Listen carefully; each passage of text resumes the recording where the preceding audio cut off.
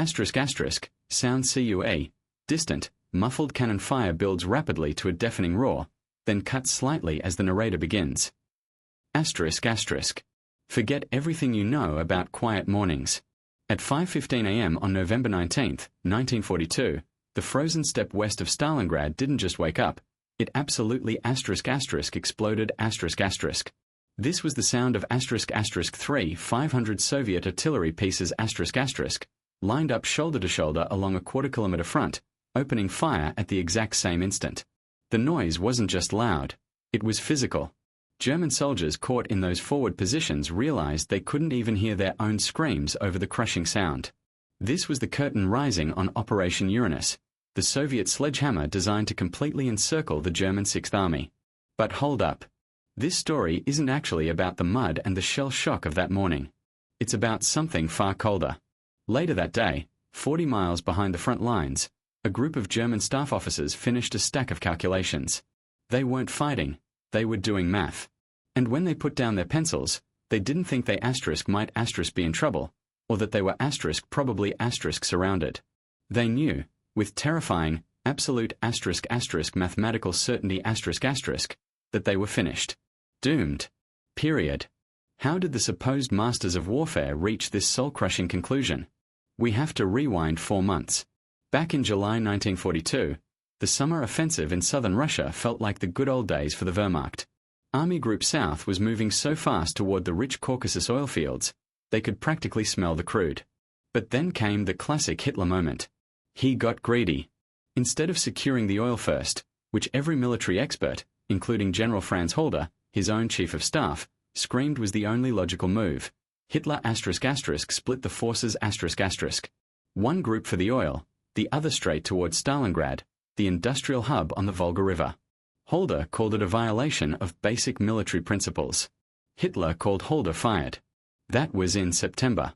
By November, General Paulus's Sixth Army had clawed its way into Stalingrad itself. Forget swift blitzkrieg.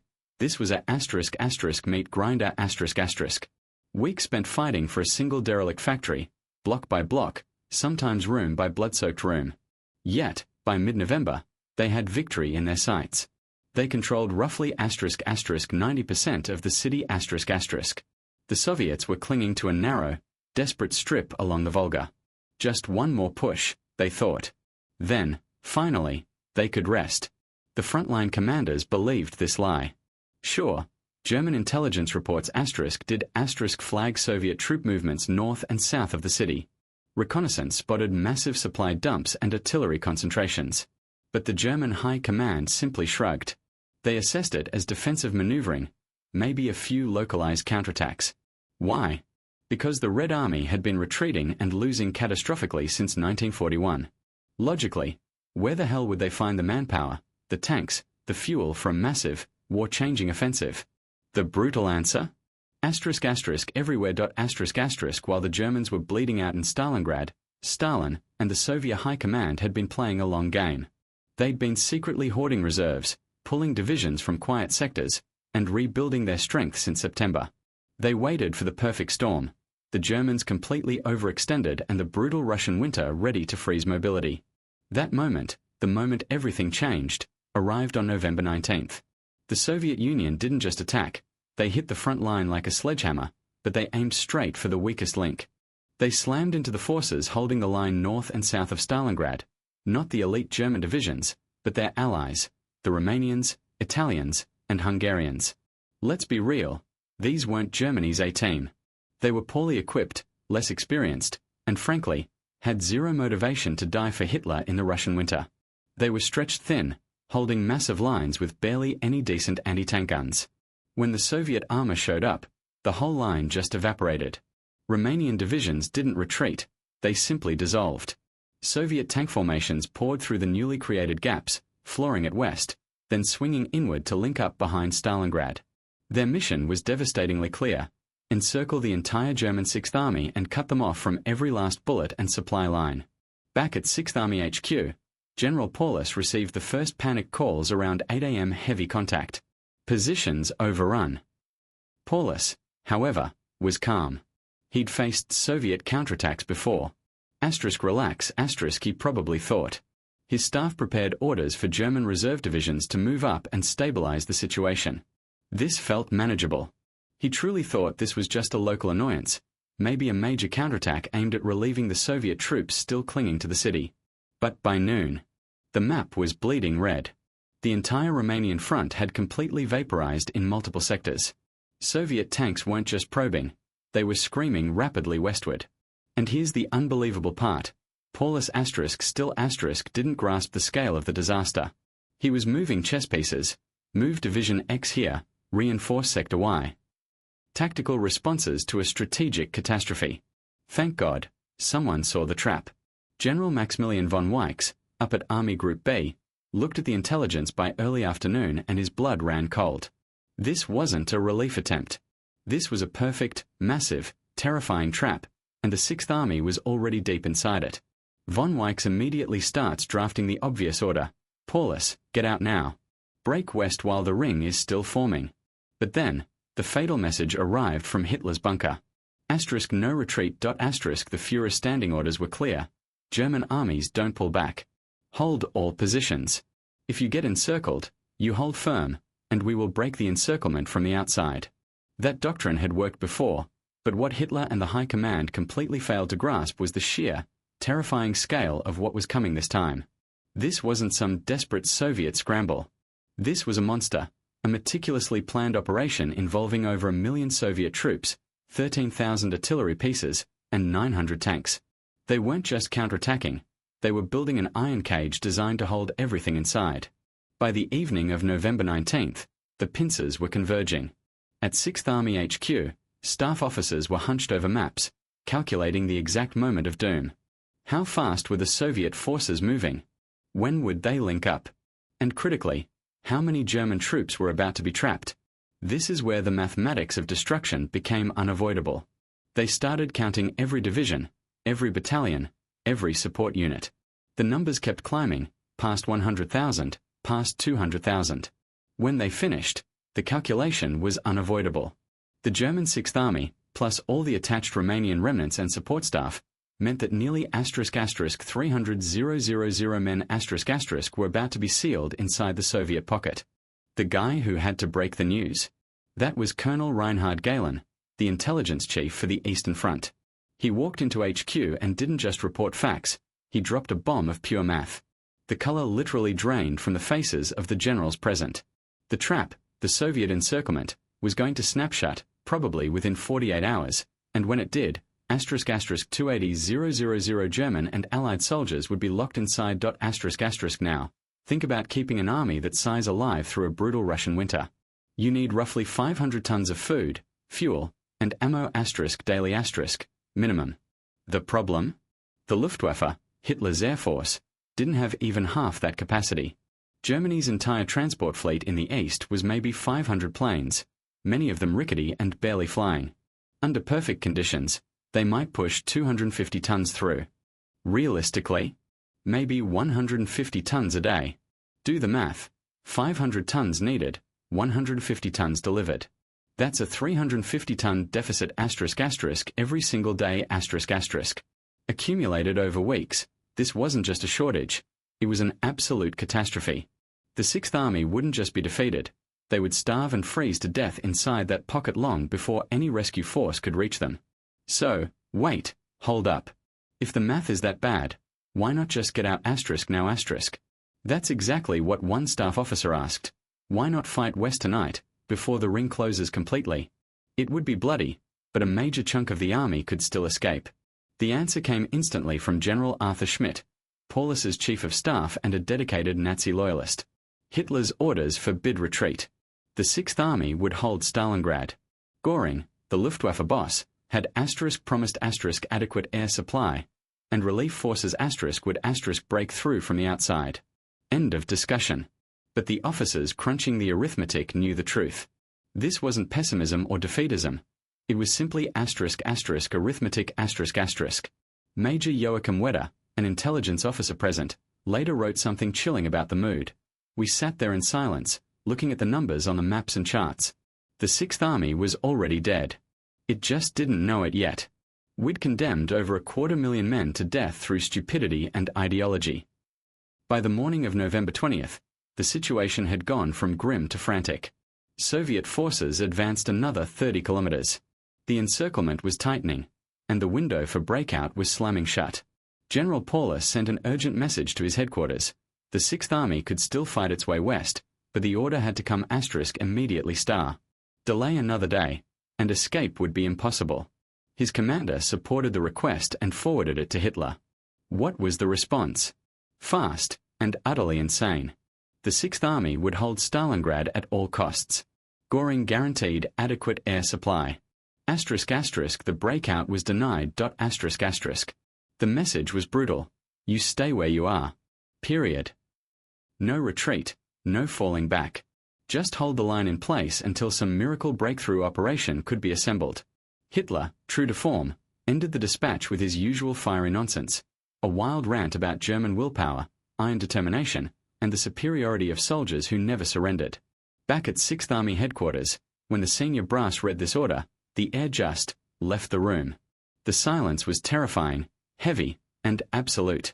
The older officers, the ones who fought in the mud of World War I, knew this script already. They remembered what a Russian winter did to a trapped army. The younger, success-drunk officers might have been less cynical, but they could still read a map and do arithmetic. The order was not a strategy. It was a death sentence. Colonel Wilhelm Adam, Paulus's aide, later testified that the atmosphere was utterly surreal, like watching a slow-motion car crash where everyone could see the collision coming, but nobody could step on the brakes. The officers who had been confident professionals days earlier were now hollow-eyed, speaking in quiet, defeated whispers. The horrifying truth had landed. They weren't going to die quickly in a glorious battle. They were going to freeze and starve to death in Stalingrad. Some officers screamed for action.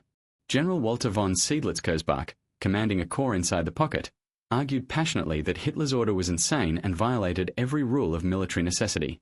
He begged Paulus, disobey the Führer. Order the breakout now. Yes, you'll face a court-martial after the fact, but you will save the army. Better to be alive and court-martialed than dead and obedient. But Paulus just couldn't do it. He was a traditional Prussian officer, trained to follow the chain of command above all else. Disobeying a direct order from the Führer was simply inconceivable to him, regardless of the consequences. Was this honor? Many historians call it moral cowardice, prioritizing personal obedience over the lives of the 280,000 men under his command. And then came the hammer blow.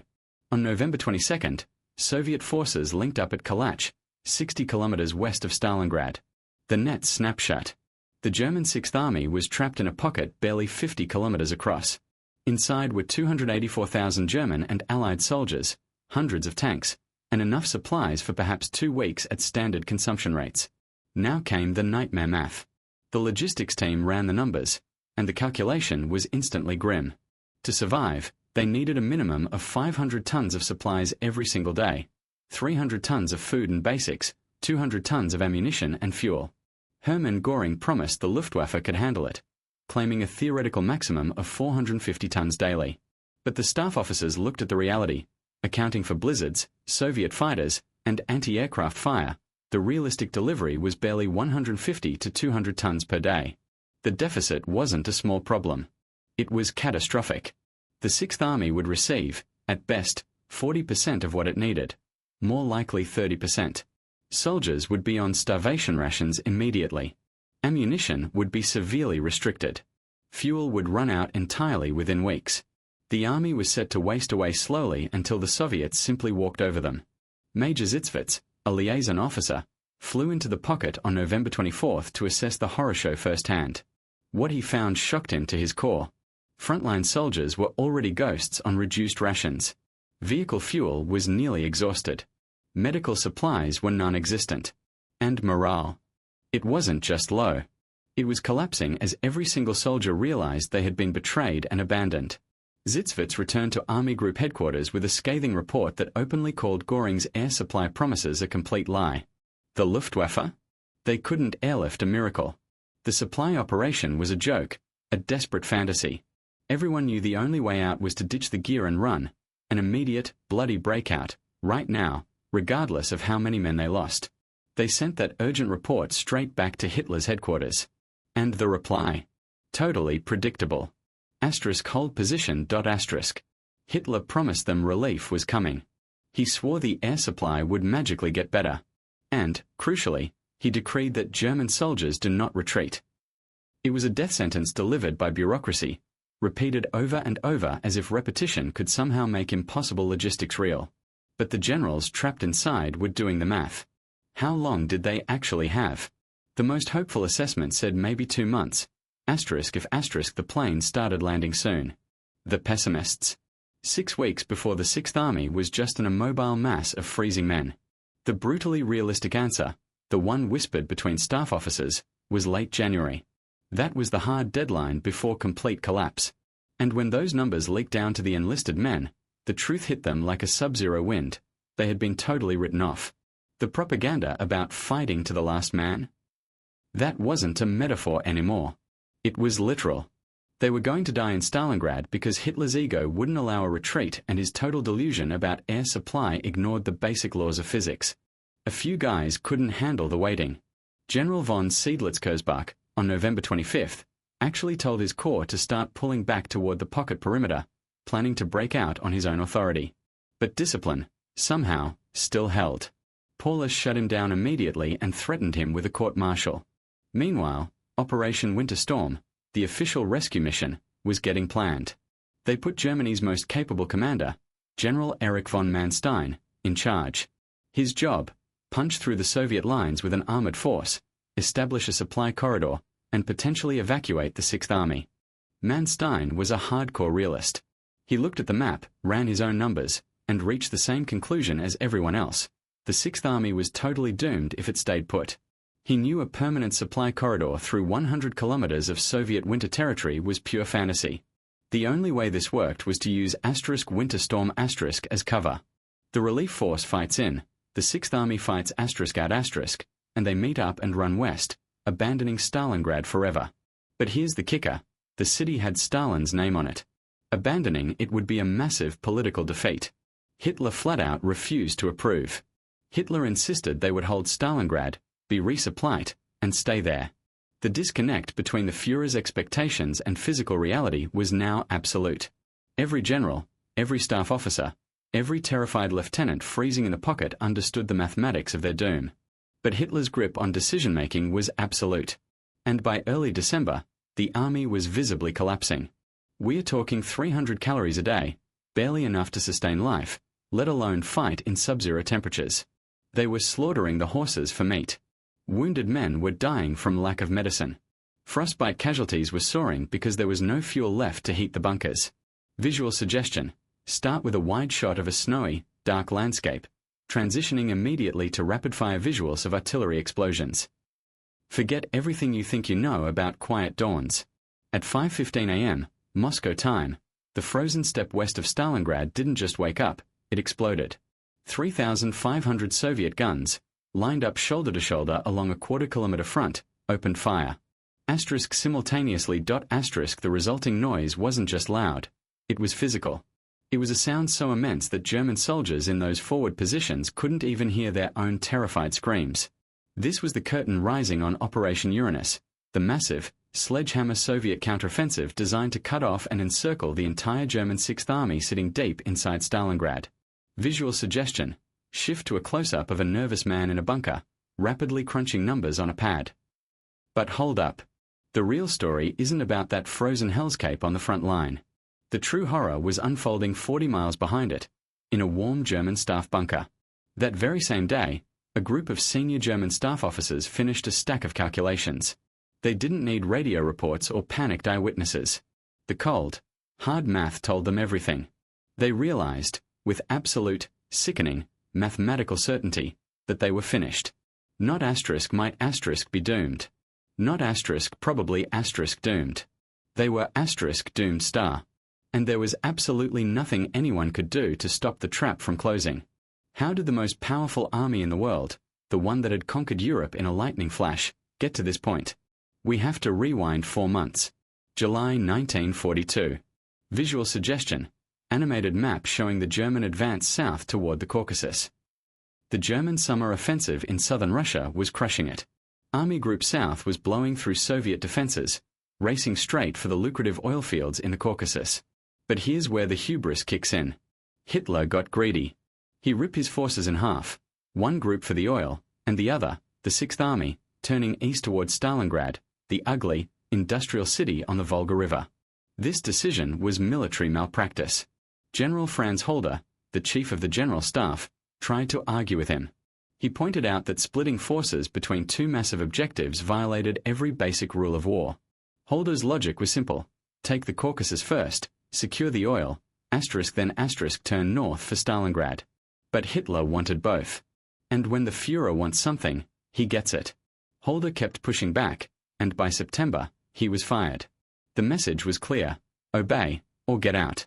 Visual suggestion: quick cuts of brutal urban fighting, rubble, and exhausted German faces.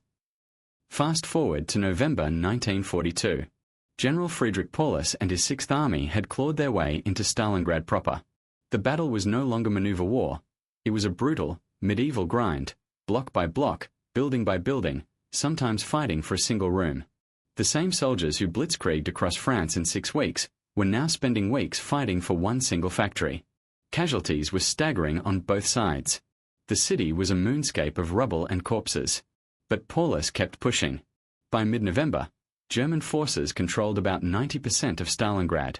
The Soviets were compressed into a tiny strip along the Volga, barely holding on. Victory felt imminent. One last push, and the Sixth Army could rest, reorganize, and prepare for spring. That's what the frontline commanders believed. Visual suggestion: transition to satellite-like images showing large, unseen troop concentrations in the distance. But here's the crushing irony. On the morning of November 19th, German intelligence actually knew the Soviets were massing forces north and south of Stalingrad. They spotted troop concentrations and artillery. But German command dismissed it. They called it defensive noise, maybe a tiny counterattack. Why? Because the Red Army had been retreating and suffering catastrophic losses since 1941. How could they possibly muster the strength for a major offensive? The answer was simple. While the Germans bled out in Stalingrad's rubble, Stalin was hoarding everything. He'd been planning Operation Uranus since September, pulling forces from quiet sectors, reconstituting broken divisions, and stockpiling fuel. They were waiting for the Germans to be overextended, distracted, and hit by the early winter chill. That moment arrived on November 19th. This is the moment the entire Eastern Front changed. The Soviet High Command didn't just throw a punch, they hit the soft underbelly of the German line, targeting the Allied forces, primarily Romanian armies, positioned north and south of Stalingrad. Let's be honest, these weren't Hitler's best. Romania, Italy, and Hungary had sent troops to support the invasion, but they were the C team. They were poorly equipped, way less experienced, and frankly, less motivated than the German units. They were spread thin over massive stretches of front line, armed with weak anti-tank gear that was practically useless against serious armor. When the massive Soviet assault slammed into those positions, the Romanian lines didn't just bend, they shattered within hours. The defenses simply evaporated. Soviet tank formations didn't wait around. They poured through the gaps like water, roaring west, then swinging down and around, aiming for one singular, terrifying goal: link up behind Stalingrad and completely cut off the entire German Sixth Army. At Sixth Army headquarters, General Paulus received the first frantic reports around 8 a.m. heavy attack. Romanians overrun. Paulus, perhaps blinded by his own confidence, was calm. He'd faced Soviet counterattacks before. His staff prepared orders for German reserves to move up and plug the holes. Status update: manageable. But by noon, the situation was unrecognizable. The Romanian front was gone. Completely collapsed in multiple sectors. Soviet armor was racing westward with no opposition. Yet, here is the critical historical failure. Paulus still didn't grasp the scale. He thought this was just a major counterattack designed to relieve the Soviet forces inside Stalingrad. He still saw it as a tactical problem. Move division here, reinforce sector B there. Thank God someone saw the bigger picture. General Maximilian von Weichs, commander of Army Group B, realized by early afternoon that the intelligence reports showed classic encirclement patterns. This wasn't a relief attempt. This was a massive, perfectly executed trap, and the Sixth Army was the cheese. Von Weichs immediately began preparing the only rational order: Paulus, *run star. Break out westward immediately while the ring is still forming. Then, the orders from Hitler's headquarters arrived, and they shut everything down. The Führer-standing doctrine was inflexible. German armies do not retreat. Hold your positions. Any encirclement, Hitler argued, could be broken from the outside if the forces inside held firm. This strategy had worked before against smaller Soviet operations, and Hitler expected the same miracle now. But what nobody in the high command understood was the sheer, horrific scale of the Soviet operation. This wasn't some hasty counterpunch. This was Operation Uranus. A carefully planned, months-in-the-making blitz involving over 1 million Soviet soldiers, 13,000 heavy artillery pieces, 900 tanks, and 1,100 aircraft. The forces closing the pocket were unstoppable. By the evening of November 19th, the Soviet pincers were converging rapidly. Inside the 6th Army HQ, staff officers were frantically plotting the enemy positions, calculating speed and trajectory.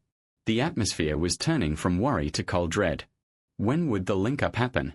And the truly terrifying question, how many German troops were about to be caught inside? The math became unavoidable and horrifying. They counted divisions, support units, attached battalions, everyone who would be sealed in if the ring closed. The number kept climbing past all tolerable limits. Not 50,000. Not 100,000. The 6th Army alone was over 250,000 men.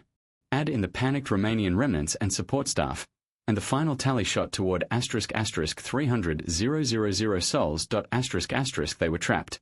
Picture this scene, the headquarters meeting.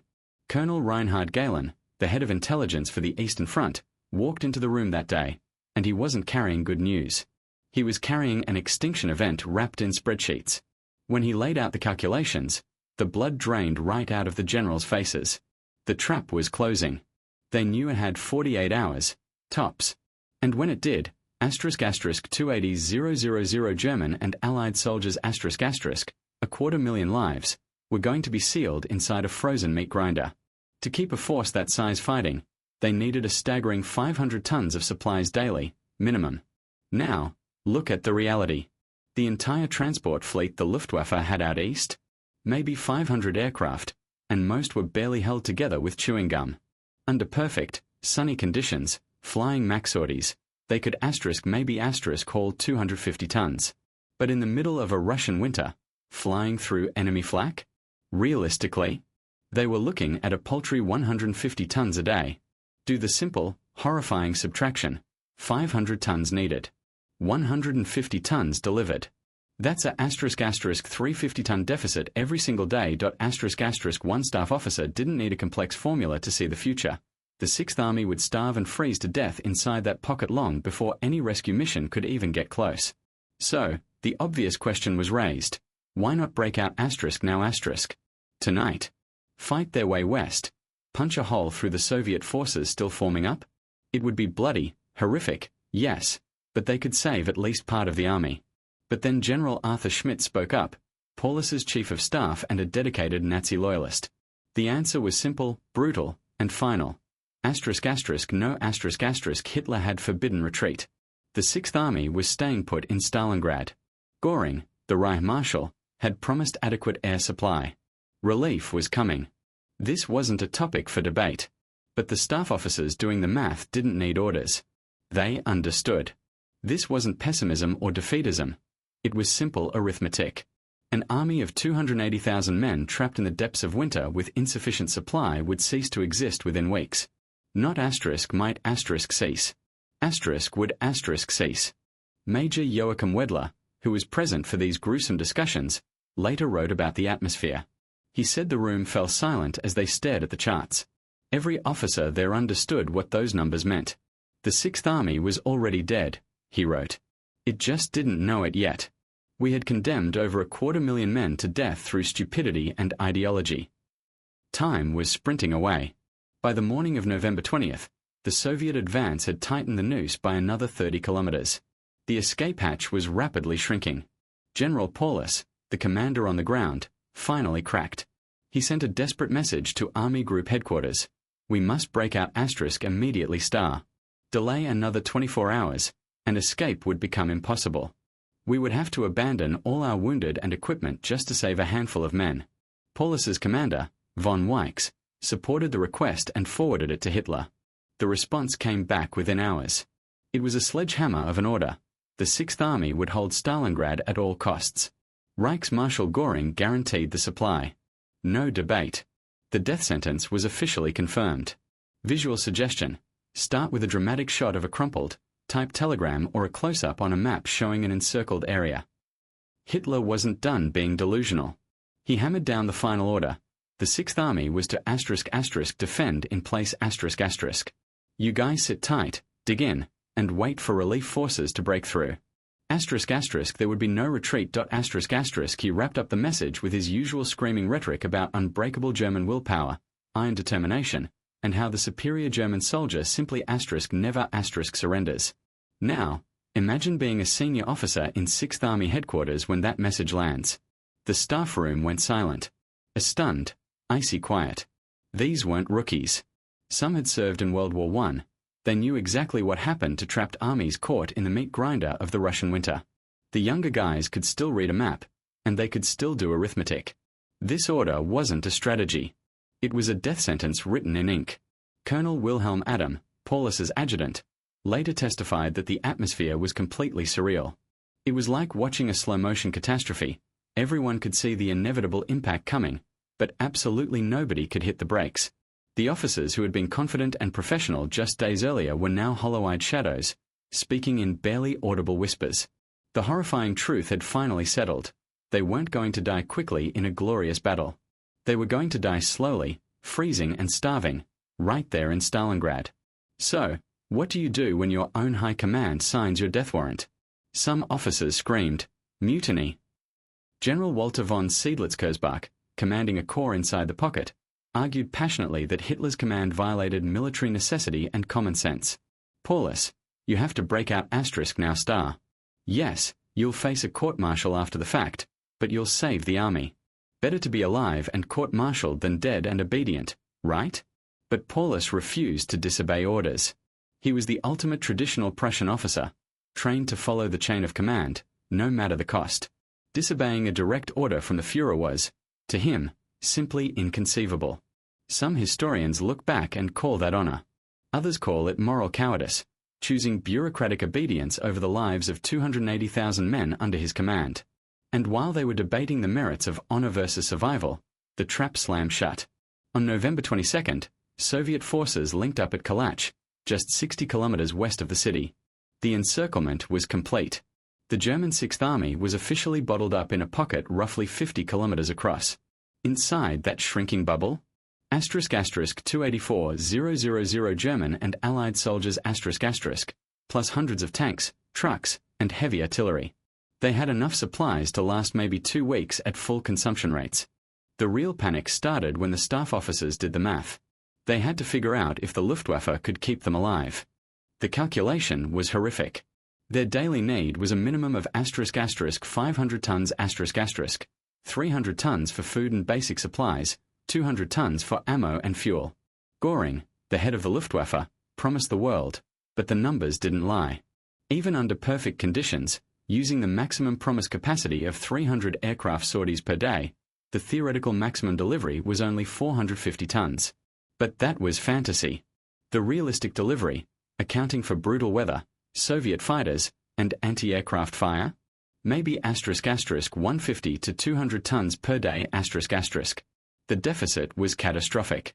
At best, the Sixth Army would get 40% of what they needed. More likely, 30%. Starvation rations would start immediately. Fuel would run out in weeks. They wouldn't be defeated in one battle. They would be slowly choked to death by logistics. Major Zitzwitz, an Army Group liaison officer, flew into the pocket on November 24th to see the horror show for himself. What he found shook him to his core. Frontline soldiers already on reduced rations, vehicle fuel almost exhausted, medical supplies critically low, and morale collapsing faster than the temperature. The awful realization had set in. They had been abandoned. Zitzwitz flew back carrying a detailed report that essentially called Göring's promises what they were: a lie. The Luftwaffe supply operation? Seriously, forget it. That whole plan was a sick, criminal fantasy. There was zero chance those planes could deliver enough, and even if they ***, the infrastructure would take weeks to set up. Weeks the Sixth Army didn't have. They were already disintegrating. The only move left, the only way to save these 250,000 men, was a full-throttle breakout right now regardless of the blood it would cost. This brutal, honest report landed directly on Hitler's desk. And what was the response? Predictable and utterly soul-crushing. Hold position. The Führer insisted relief forces were being assembled. He insisted the air supply would be adequate. And then came the classic, deadly mantra, German soldiers do not retreat. This wasn't strategy. It was a bureaucratic death sentence, repeated mechanically, as if whispering air supply enough times would magically fix impossible logistics. Inside the pocket, the generals were doing the terrifying math of survival. How long could they possibly last? The few optimists, clutching at straws, whispered maybe 2 months. If the air supply suddenly became miraculous. The pessimists were more realistic. 6 weeks before the army ceased to be combat effective. The honest assessment, the one everyone privately believed, was a complete collapse by late January. These calculations didn't stay locked in the staff offices. They leaked, drip by drip, down to the enlisted men. That's when the freezing soldiers realized the horrific truth. They hadn't just been surrounded, they'd been officially written off star. When the Wehrmacht propaganda talked about fighting to the last man, it wasn't a figure of speech. It was literal. They were expected to die in Stalingrad because Hitler's pride wouldn't allow a retreat. Desperate men started taking matters into their own hands. Some units began prepping for an unauthorized breakout. General von Seydlitz-Kersbach, in a massive act of defiance, actually ordered his entire corps to start withdrawing toward the pocket's edge on November 25th. He was going to punch his way out whether Paulus liked it or not. But Paulus, still trapped by Hitler's command, slammed the door shut. He immediately countermanded the order and threatened Seydlitz-Kersbach with court-martial. Discipline, unbelievably, still held, but it was hanging by a single, fraying thread. The only actual hope materialized in the form of Operation Winter Storm, which began planning in late November. The man put in charge was General Erich von Manstein, arguably Germany's most capable commander. His mission, break through the Soviet defenses with an armored force, establish a corridor, and potentially evacuate the Sixth Army. Manstein was a realist. He ran his own numbers and reached the same agonizing conclusion as every other honest officer. The Sixth Army was doomed if it stayed. Holding a 100-kilometer supply corridor through Soviet territory during a Russian winter? Impossible. Manstein knew the only viable move was for Winter Storm to serve as cover for the Sixth Army's own westward breakout. Abandon Stalingrad, save the army. Simple military logic. But this required Hitler's approval, and that was the tragic political trap. Stalingrad bore Stalin's name. Abandoning it would be a massive political defeat. So Hitler insisted they would be relieved, resupplied, and then they would remain in the city, supplied through the corridor. The disconnect between Hitler's expectations and physical reality was now total. His generals could calculate it. Staff officers could see it. Even junior lieutenants freezing in the mud understood the mathematics of their doom. But Hitler's grip was absolute, and he was making decisions based purely on willpower and propaganda, not on logistics. By early December, the deterioration was agonizingly visible. Soldiers were surviving on 300 calories a day, barely enough to keep a man alive, totally useless for fighting in sub-zero hell. Horses were being butchered for meager meat. Wounded men were dying because there was zero medical supplies. Frostbite casualties were skyrocketing because there was no fuel left to heat the bunkers. This wasn't war anymore. This was a slow, frozen execution.